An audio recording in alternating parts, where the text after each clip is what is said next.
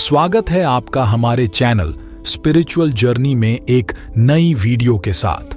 आज हम जानेंगे कि समुद्र मंथन क्यों हुआ और कौन से 14 रत्न निकले थे समुद्र मंथन से। वीडियो के आगे बढ़ने से पहले प्लीज चैनल को सब्सक्राइब करें और वीडियो को लाइक, कमेंट, शेयर करें।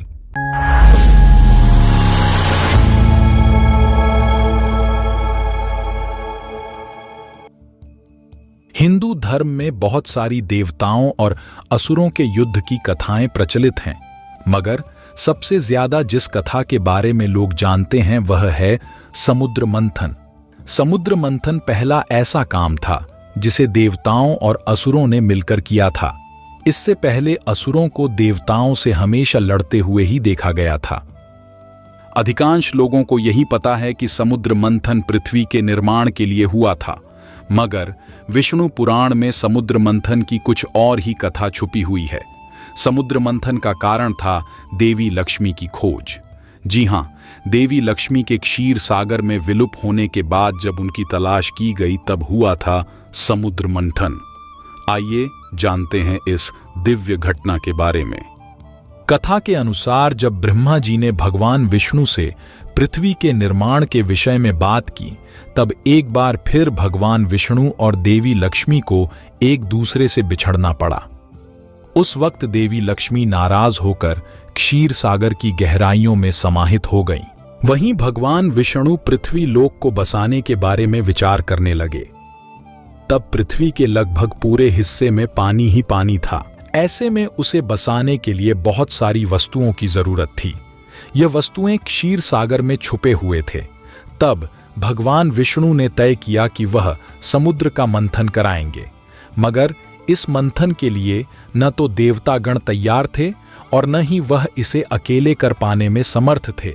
वहीं दूसरी तरफ देवी लक्ष्मी के रुष्ट होने से पूरे ब्रह्मांड में सभी देवता और असुर श्रीहीन हो गए थे। सभी चाहते थे कि देवी लक्ष्मी वापस आ जाएं।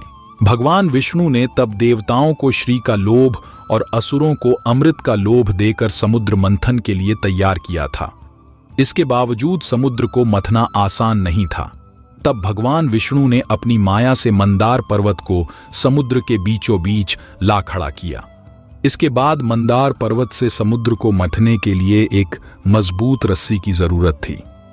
तब भगवान विष्णु ने भगवान शिव से उनके गले में वास करने वाले नाग वासुकी को समुद्र मंथन के लिए देने के लिए आग्रह किया।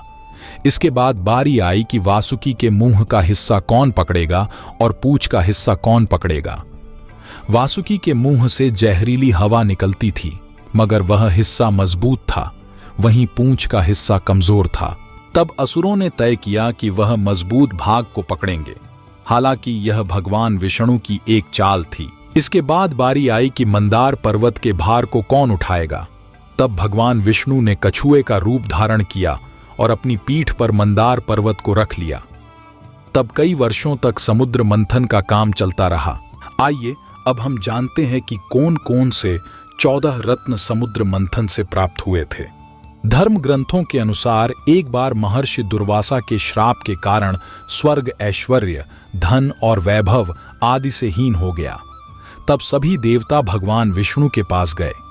भगवान विष्णु ने उन्हें असुरों के साथ मिलकर समुद्र मंथन करने का उपाय बताया। उन्होंने कहा कि समुद्र मंथन से अमृत निकलेगा, जिसे ग्रहण कर तुम अमर हो जाओगे। यह बात जब देवताओं ने असुरों के राजा बलि को बताई तो वे भी समुद्र मंथन के लिए तैयार हो गए। वासुकी नाग की नेति बनाई गई और मंदराचल पर्वत की सहायता से समुद्र मंथन किया गया। यह 14 रत्न निकले थे समुद्र मंथन से। पहला, विष।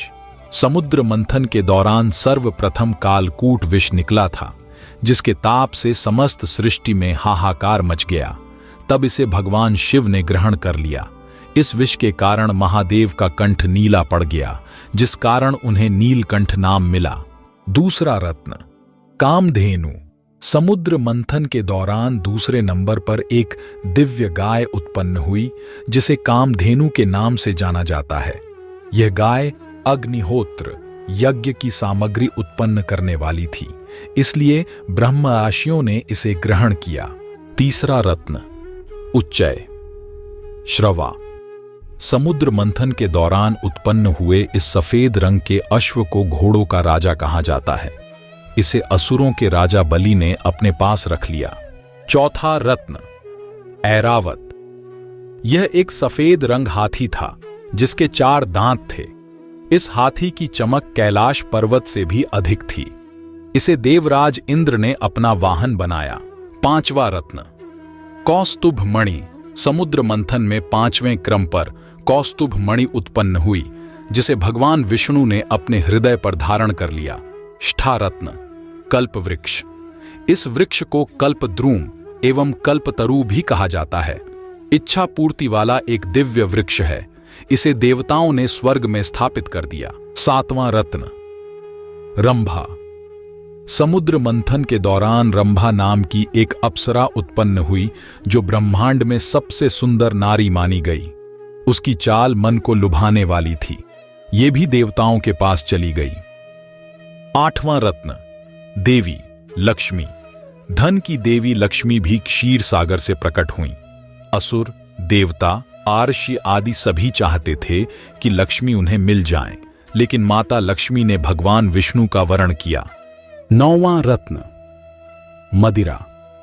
मदिरा अर्थात वारुणी की उत्पत्ति समुद्र मंथन से ही हुई थी।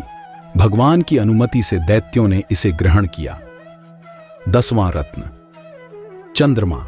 पौराणिक मान्यताओं के अनुसार चंद्रमा की उत्पत्ति भी समुद्र मंथन से ही हुई है। चंद्रमा को भगवान शिव ने अपने मस्तक पर धारण कर लिया। 11वां रत्न, पारिजात पुष्प। समुद्र मंथन से पारिजात वृक्ष निकला। इस वृक्ष की खासियत यह थी कि इसे छूने से थकान मिट जाती थी। यह भी देवताओं के हिस्से में गया। 12वां रत्न, 5 जन्य शंख। समुद्र मंथन के दौरान उत्पन्न हुआ 5 जन्य शंख विजय का प्रतीक माना जाता है। यह शंख श्री विष्णु को मिला। 13वां रत्न, धन्वंतरी। समुद्र मंथन से सबसे अंत में भगवान धन्वंतरी अपने हाथों में अमृत कलश लेकर निकले। इन्हें भगवान विष्णु के अंशावतार और आयुर्वेद का जनक माना गया है। 14वां रत्न, अमृत। समुद्र मंथन से प्राप्त हुआ अंतिम रत्न अमृत था।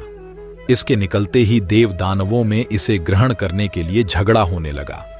अंत में भगवान विष्णु ने देवताओं को अमृत पिलाकर अमर कर दिया।